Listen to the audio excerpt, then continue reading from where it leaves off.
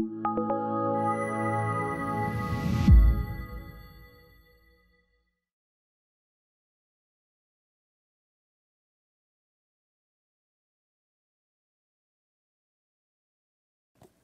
chapter 4, verse 7. Now this was the custom in former times in Israel concerning redeeming and exchanging. To confirm a transaction, the one drew off his sandal and gave it to the other, and this was the manner of attesting to something in Israel. That was the way business was transacted. So when the redeemer, so there's a redeemer closer to Ruth than Boaz is. There's a guy closer. So he gets first right of refusal. We looked at it last week.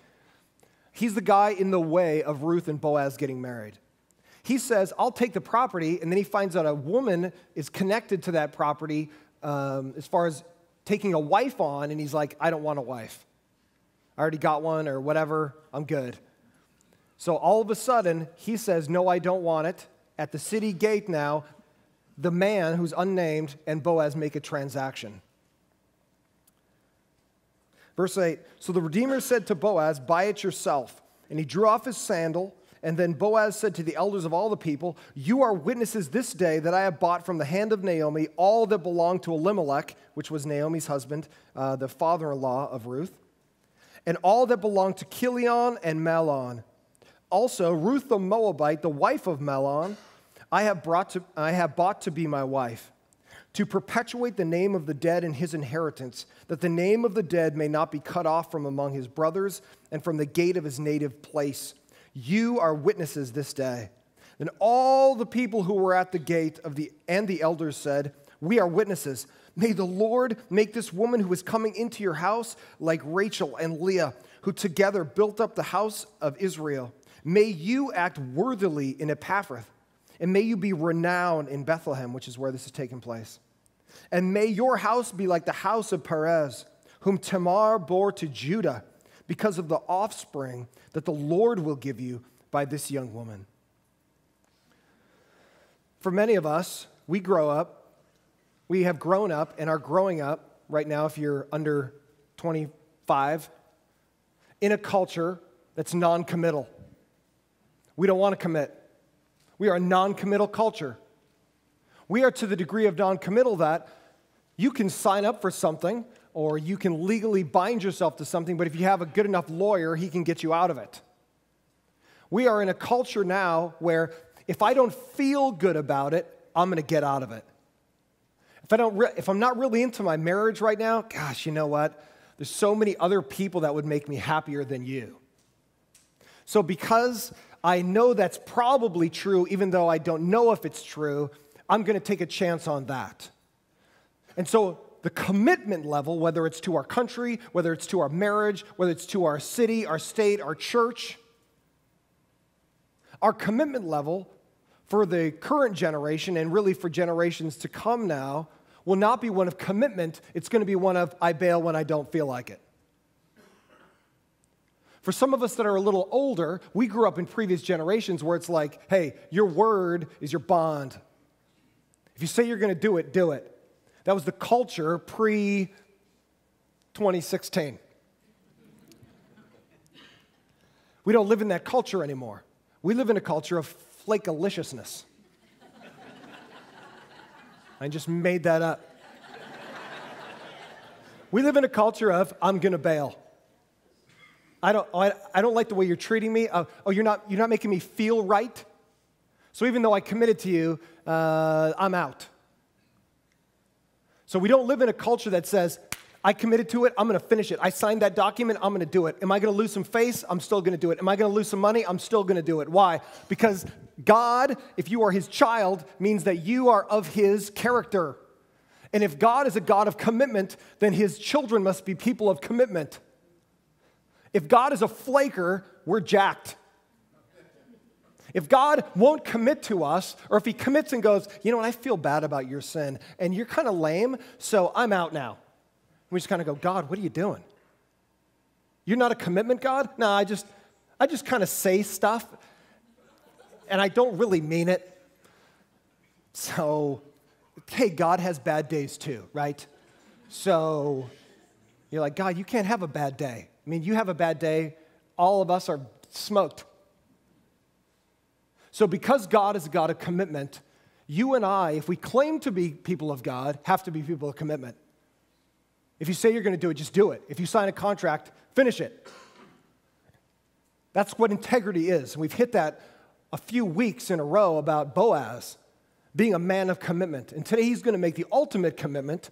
He's going to take on a wife and give the rest of his life to her, and he's going to commit to buying some property.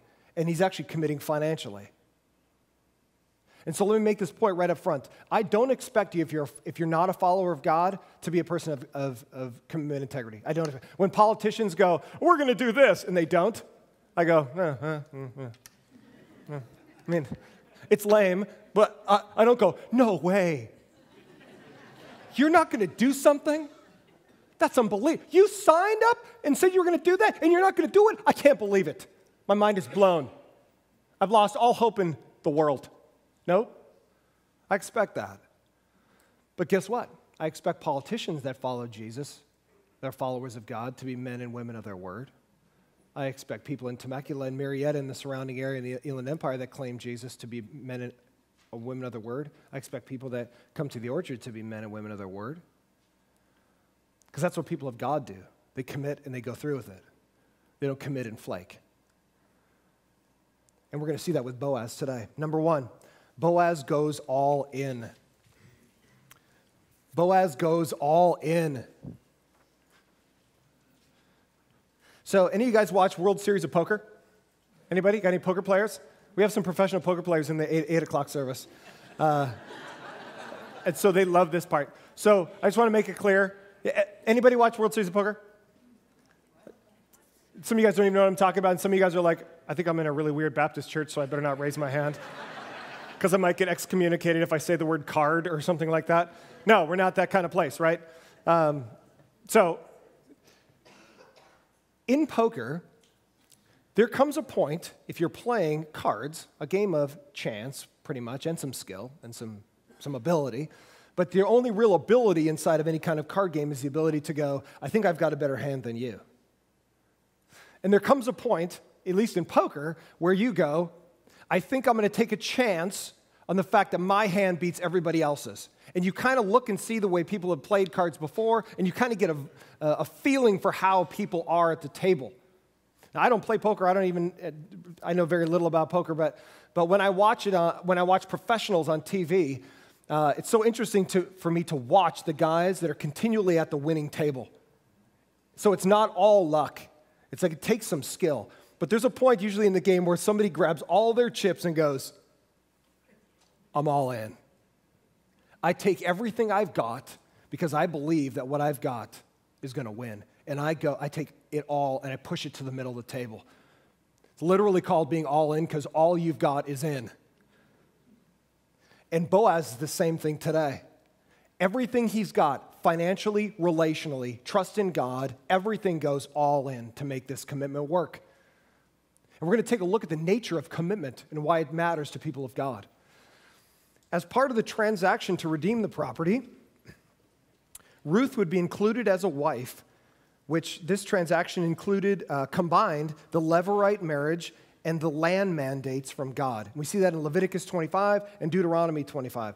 And if you don't know what that is, you can look it up, but very briefly, a Levirate marriage was a woman pre-technology. She is bound to have to do things physically to keep herself alive, whether it's picking grain, whether it's knitting, yarn, whatever it is. If you are physically unable to do that because you're an older widow, you become destitute very quickly because there's literally nothing else for you to do if it's not physical labor. So what God did to keep women from dying in Israel and becoming destitute is God said, the closest male relative, if she doesn't have children to take care of her, you marry her. And if she's young enough to have children, you have a child with her to make sure that there's a family around her that'll keep her alive. So the idea here is that Boaz now, as a relative, Ruth and Naomi are destitute widows, but Ruth is the younger, able to produce children, widow connected to this family. And so now Boaz is committing not only to purchasing the land to keep the land from going to a non-family member, so it kept super rich guys from buying up all of Israel and becoming a dictator, and it kept outside the country guys from buying up land and starting to rule the country. So God, in his wisdom, said, the land's got to stay within the family, and if there's a woman, to keep her from dying, to keep her from starving to death, I'm going to make sure a man takes care of her.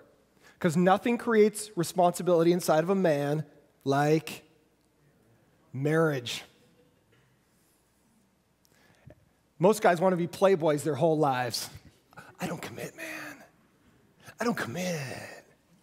I just love the ladies.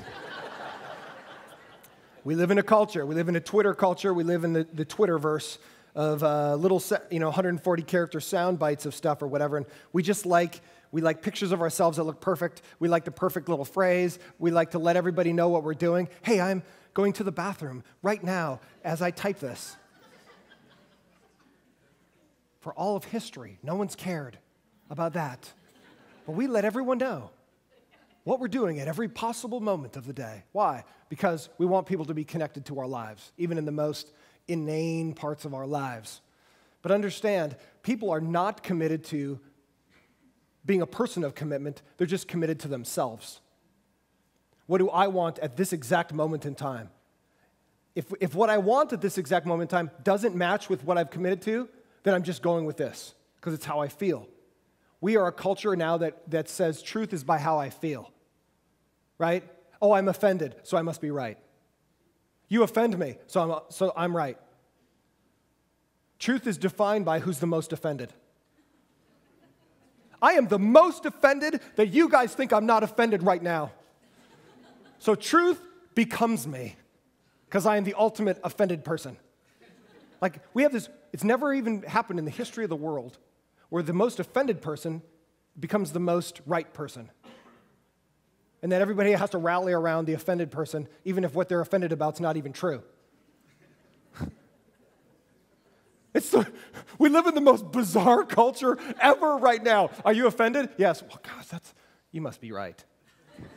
I mean, that's where we've gotten to. It's like, what? What are you even talking about? Sometimes people are offended by things that are totally wrong and evil.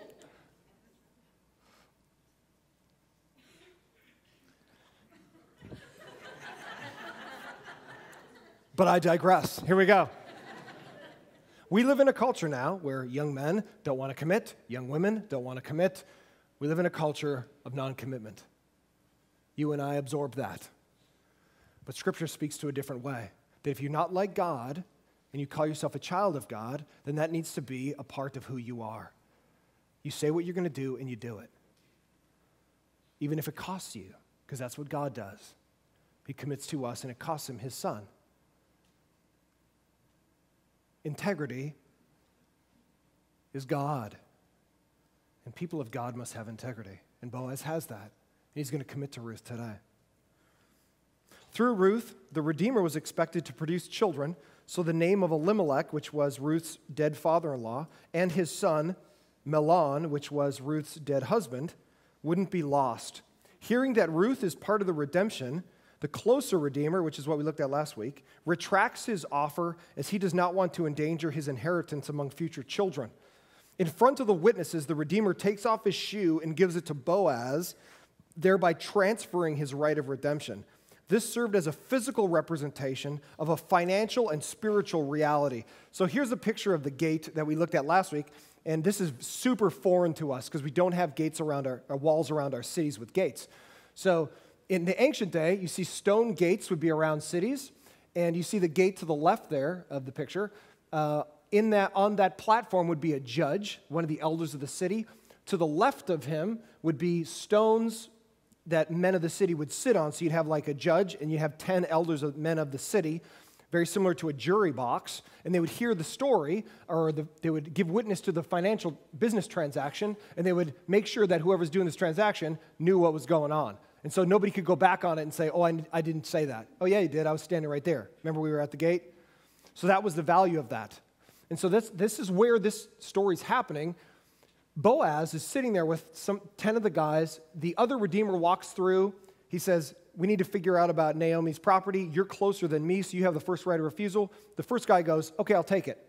Can't beat real estate, right? God ain't making any more, so the best investment's in real estate. And then he goes, oh, by the way, you got to take on a wife. He's like, okay, I don't need the real estate that bad. And Boaz is like, I'll do it. And so watch what the transaction was. So at this time, at the gate, the guy reaches down, unbuckles his sandal, or shoe or whatever he had. Remember, this is a process. Everybody's standing around.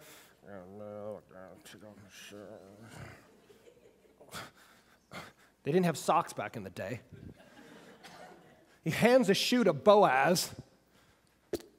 Boaz grabs the shoe. He's standing there at the gate with a shoe in his hand. The guy's standing there with one naked foot and a sandal. Imagine this right there, like right in the dirt. So Israel's full of rocks. When we go there, you're going to see it's like God tripped over a bag of rocks in Israel and just spread rocks all over the place. This is a picture of a city up in the northern part of Israel.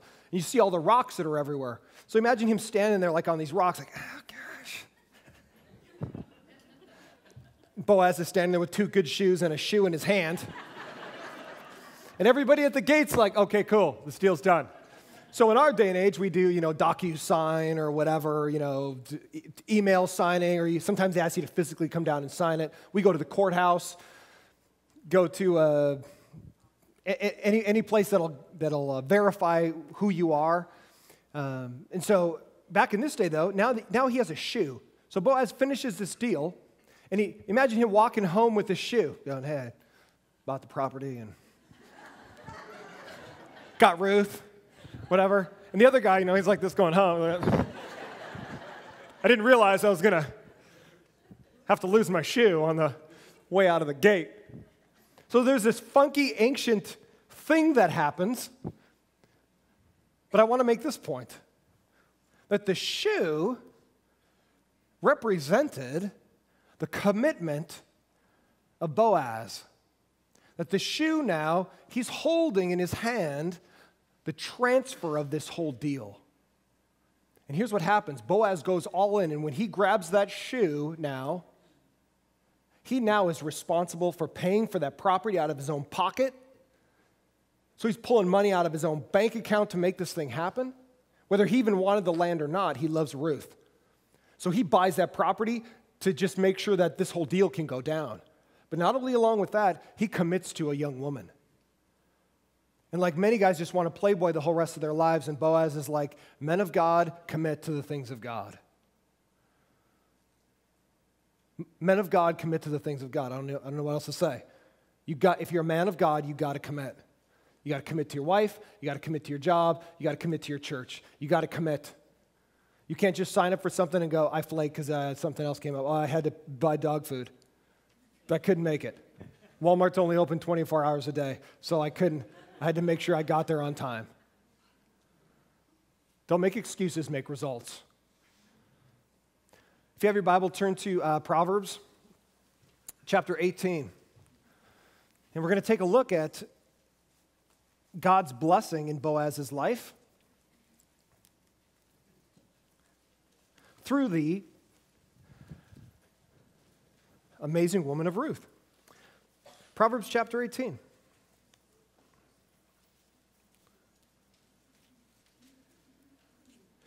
Proverbs 18, verse 22. Underline it, especially you young men. You're watching me online. Underline this in your Bible. He who finds a wife finds a good thing and obtains favor from who? Favor from the Lord. He who finds a wife finds a good thing and obtains favor from the Lord. And I want to make this point to you, my friends, especially if you're not married yet, or you're single and you're kind of looking, or maybe not, or you just want to play around the whole rest of your life and not be committed. If you're a young man that claims to follow God, let me say this to you. God will bless you if you are looking for the right woman. Okay? God will bless you. The worst thing you can do as a man is bring a woman into your life that does not love God if you're a follower of God. Because the woman is the heart of the home. And there's nothing worse. You are the head of your home. You are the authority in your home. You're not the dictator of your home. You're the loving leader of your home. It's the reason the majority of the decisions go through you. Even you change whole family histories by moving if you have to change your jobs or whatever. That's your role from God. You're the foundation layer of your home. You should be the most stable person in your home. That's your role. But however, on top of that foundation, your wife brings everything else to the table. She is the heart. She is the feeling of your home. And if you have a woman in your home that doesn't love God, and you're a man that loves God, you're going to have a battle your whole life. Now, some of us came to know God when after we were married, and we didn't have a wife that loved God, and all of a sudden we didn't love God either. And all of a sudden we came to know God, and our wife doesn't love God. And so, in that case, you have to be Jesus to your wife. You'll be amazed how your wife will change when she sees Jesus in you. If you continue to be the same tool that you've been for 20 years, listen, nobody knows the husband better than the wife, right? Nobody fools a wife, right? So people outside the home can be fooled by you, but your wife knows what's up, right? And here's the beauty of this moment, that even if you don't have a wife that follows God, man, you can obtain favor from the Lord, and your wife's life will change if she sees Jesus in you. You could be married for 20 years, and she goes, I've been married for 20 years, and I know exactly what he's like. And all of a sudden, Jesus changed your life, and for the 21st year of your marriage, she just goes, I don't know what happened to you, but you're a totally different man, and I need to know why that is. But pre-marriage, you have to come to know that God is going to bless your life if you choose a woman of God. He who finds a wife, it doesn't mean just any random wife, any random female on the face of the earth. It means a woman that loves God. You obtain favor from God. So stop being non-committal. Be a man of commitment. And once you find a woman of God, commit to her. I speak to you, Facebook people. Be a man of God that commits. Chapter 19, next chapter, Proverbs 19. Verse 14, underline it. Proverbs 19:14. Houses and wealth are inherited from fathers, but a prudent, and the Hebrew word there literally means like wise, or the idea that she knows exactly what to do. But a prudent wife is from who? The prudent wife is from the Lord. You pray that God brings you the right woman into your life, and you will be blessed by God. So here's the idea. It's the old adage of men are the head of the home, that everything kind of runs through you. The majority of the finances are brought in by you, typically. Major decisions are usually made by you with your name on the piece of paper. But guess what? Just like the head, guess who turns the head? The neck. So while men can be like the head, man, your wife is like the neck. She will take your home wherever emotionally she goes. Don't be fooled. Your wife is God's gift to your home. But make sure she's a woman of God. And if she's not yet, and you have become a follower of God, you can be Jesus to her. You love her like she's never been loved before. You serve her like she's never been served in her life. So that when she sees the amazing change that God brings in a man, you'll be amazed how God works inside your home. God guarantees it. In one moment, Boaz commits his money to Naomi for the property and the rest of his life to the responsibility of a wife and future family, part of which will be to honor a man that Boaz isn't even connected to. So watch how crazy this is. In the levirate marriage, Boaz is now going to marry Ruth with the idea that they're going to have children together. Watch this. But the first male that comes from their intercourse, from their marital relationship, the first son that she gives birth to, guess what? That son belongs to the dead husband. Ready? I'm going to bend your mind for a minute. So let me speak to this. Hey, stepdads, I love you. I love you, stepdads. Those of you that stepped into families in blending situations that are very difficult, I just want to say how much I pray God's blessing upon you, because that's tough. Stepmoms, step into difficult family messes. You didn't even know what you were getting into when you married somebody else and they had family issues on the backside. You know, God bless you, step families and blending families, because that can be extremely difficult. And I pray God's blessing and wisdom and patience upon you, if that's your particular situation right now. But watch this.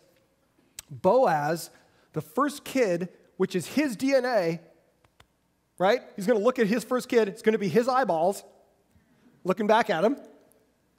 He has to name that kid for the dead husband. Everybody with me? Wow. I mean, wow. You think you got it tough? You might have it tough, but you don't got it that tough. You don't got it, give up my first son for a dead guy that I'm not even connected to tough. And this shows you the level of commitment that Boaz has, because he could have been like, dude, why am I going to do that? I'm a playboy, son. I don't even have to get married, much less marry a lady that I'm going to have kids with, and the first one I'm going to have to name after her dead husband? Are you crazy? That's crazy talk. I'm the man. I'm not going to name my firstborn. It's going to go to a dead guy? Dude, that's the level of commitment. That's the level of commitment that Boaz had to Ruth. It wasn't a commitment of like, oh, we'll see how I feel about it. It was like, I'm committing to you, and I'm going to give you the best I've got. And the very first fruit of the best I've got, I'm so committed to God, my firstborn son is going to be named after your dead husband to keep his name alive in my family. Wow. Boaz is a stud. Because what he's committing to here is deeper than just the surface. He's committing to a life of calling his firstborn son by a dead guy's name.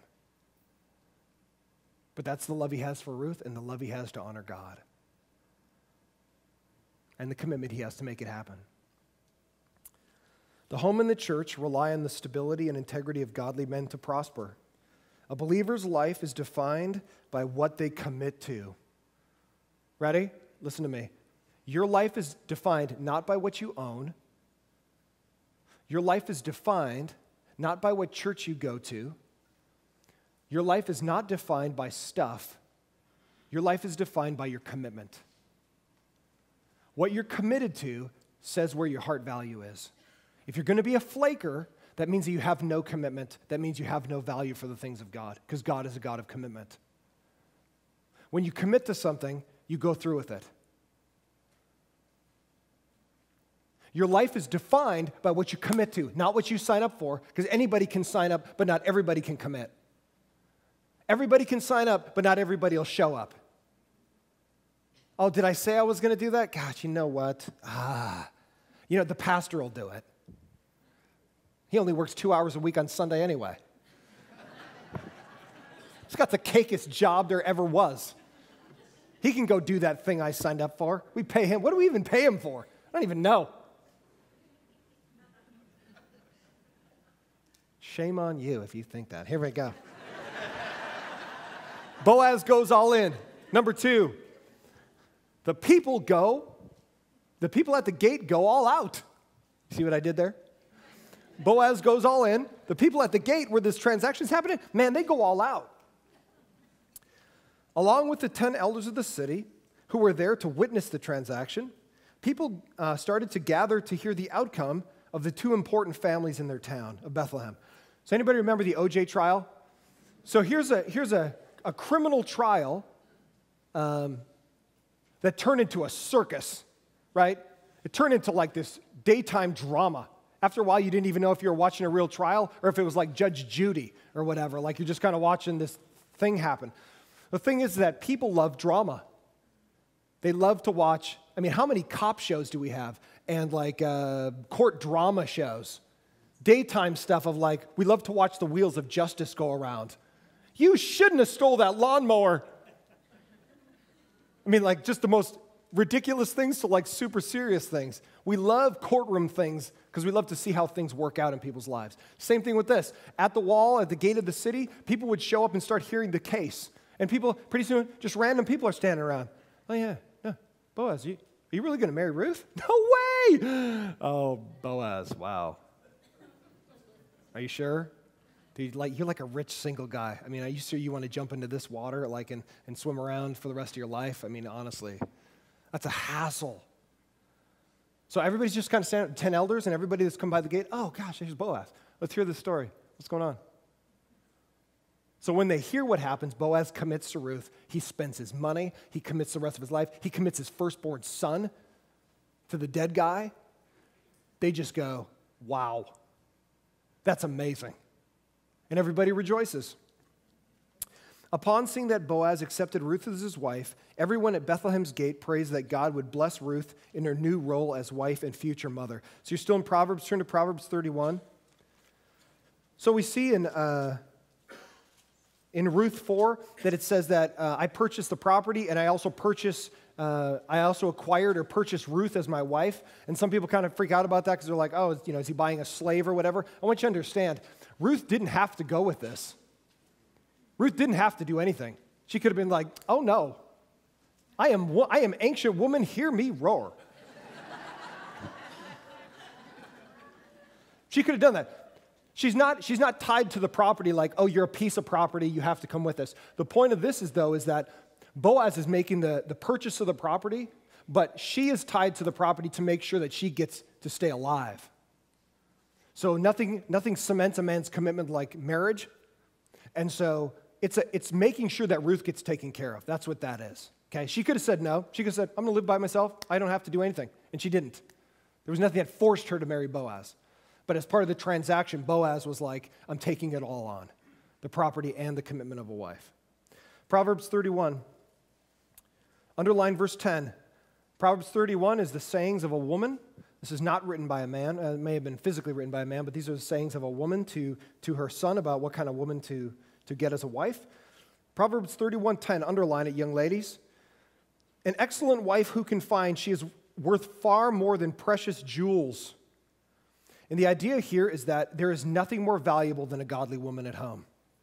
There's nothing more valuable than a godly woman at home. There's nothing more valuable than a godly woman at home. You might be a successful businessman. You might have land all over the place. You might have jet airplanes that all color match with your home and your Ferrari and Lamborghini or whatever. And you're like, wow, look at this awesome stuff I've got. There is nothing that defines you like your wife. There's nothing that defines a man like the quality of his wife. Nothing. Nothing. Listen. There's nothing you can do as a man, because men are driven. They're driven to make money. They're driven to be popular. They're driven. It's testosterone inside them, and they jump out of planes without backpacks on, without a parachutes or whatever. And they go, I'll just land it, or whatever. God put craziness inside of men. But the good side of men is that when they're focused on God, man, they drive it. They'll go die on a hill. But understand, nothing will define you more than the woman you choose as your wife. There's nothing. Because when people think of you, they might think, oh, that's a rich guy. And then they think about his wife and go, hey.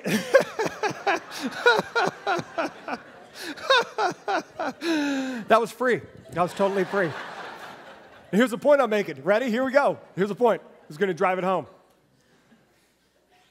We should invite the Thompsons over. Oh. But his wife is like, oh man, I just can't do an evening with her. She's, oh, dude. You'll be amazed. The home is defined by the quality of the woman. It's the way that it is. Ladies, you have tremendous power in the home. You have untapped potential of power in your home. Men usually make the hard decisions that define where a home goes, but you are everything on top of that. You give the feel in the vibe of that home. You are the heart of your home. You define who your husband is. And Ruth is going to do that for Boaz because she's a woman of God. She's worth far more than rubies or properties or money or whatever defines you as a man. Look at verse 26, Proverbs 31:26. Underline it. This is the quality of her, and very similar to the quality of Ruth from what we've seen throughout this book. She opens her mouth with wisdom, and the teaching of kindness is on her tongue. So ladies, your verbiage should be kindness rather than criticism. Stop criticizing your husband to death and your kids to absolute death. Let your words be kind. I'm not saying they can't be truthful, but be kindly truthful. Because your words have power. The power of a man is usually in his muscles. The power of a woman's in her tongue. She can build up or tear down. You understand what I'm saying over there to the left? Okay, good. Verse 26, she opens her mouth with wisdom, and the teaching of kindness is on her tongue. She looks well to the ways of her household, and she does not eat the bread of idleness. Her children rise up and call her blessed. Doesn't that happen every day at your home? You wake your teenagers up. Ooh, time to get up, sweetie. Or do your kids get up and they go, Mom, this is another day that we get to be together. I just want to bless you today, Mom. I know I'm your 16-year-old teenage daughter, but I just want to bless you. The sandwich you made for me for school today is so amazingly tasty. I just want to say how much I appreciate you. And Dad, thanks for making that money to get that bread and the peanut butter and the jelly and the knife that we got to spread the stuff on the bread. I just want to say I appreciate you. Mom, you're fantastic. The clothes I'm wearing today are clean because of you. God bless you, Mom. I bless you out the door as I go to Chaparral or whatever. I'll see you. That doesn't happen? Okay, because sometimes it might not happen now, but guess what? When they're 58 and they think about back on their teenage years, they go, I just want to apologize for my teenage years. So the blessing might not come now, but it'll probably come later when they grow up a little bit. Verse 29, many women, and so this is how a husband praises his wife. Men, praise your wives. Praise your wife. Talk about her, praise her all the time. Especially if she's a godly woman. Praise the characters of godliness inside your wife. Your wife needs to feel the verbal appreciation of you. You need to fill her cup of emotional appreciation. Many women have done excellently, but my wife, you surpass them all. Charm is deceitful, and beauty is vain or fleeting. But a woman who fears the Lord is what? Is to be praised, man. Praise the woman of God.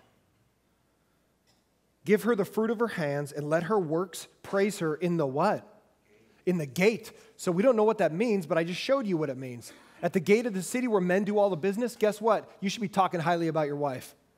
Instead of talking down about her, dude, my wife is such a stinking nag. I can't stand it. I'm going to go to Vegas this weekend. We're going to stay I'm just going to party like it's 1953 because I just have to get away from my wife. Guess what? You should be actually saying the opposite thing. You can't believe how awesome my wife is. And guess what? It's going to keep the hooches at work away from you. How you like them apples? Right? You want to talk real for a second? Let's talk real. You know how you keep the little hoochies, your little secretary away from you? You talk about how awesome your wife is. You praise her at the gate. And the ancient gate was where all the men did business. And so you praise her. You go, my wife's awesome. Did I tell you how awesome my wife is? She did A, B, C, D, F, G, blah, blah, blah, whatever. Whatever it is. Whatever you're praising your wife for, praise her a lot. And all the other ladies go like, dude, I ain't going to mess with that, man. Can't keep up with that. He married the woman of the year or whatever. You heard it here first. Keep the hooches away by praising your wife. I don't even know what to say. We're going to close our service. Okay, good.